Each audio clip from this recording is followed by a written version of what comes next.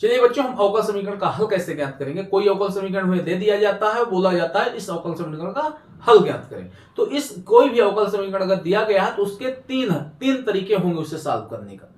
पहला तरीका तो यह होगा कि हम चरों को अलग अलग कर लें। अगर चर x को एक तरफ कर लेते हैं, चर y को दूसरी तरफ कर लेते हैं, तो इस तरीके से दोनों चरों को अगर पृथक पृथक कर लेते हैं तो इस तरीके के अवकल समीकरण को हम चरों के पृथक्करण के द्वारा हल करेंगे।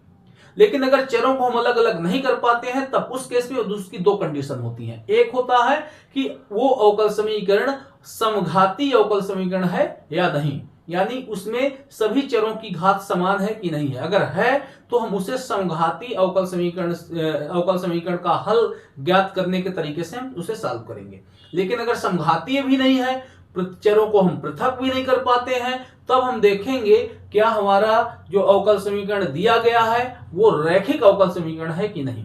रैखिक अवकल समीकरण में भी उसके दो फॉर्मेट हैं, एक है dy/dx प्लस पी वाई बराबर क्यू और दूसरा है dx/dy प्लस पी एक्स बराबर क्यू।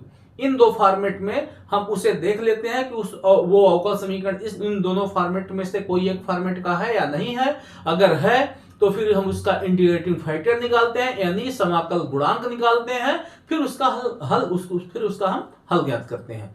तो चलिए हम आज इसके बारे में बात करें।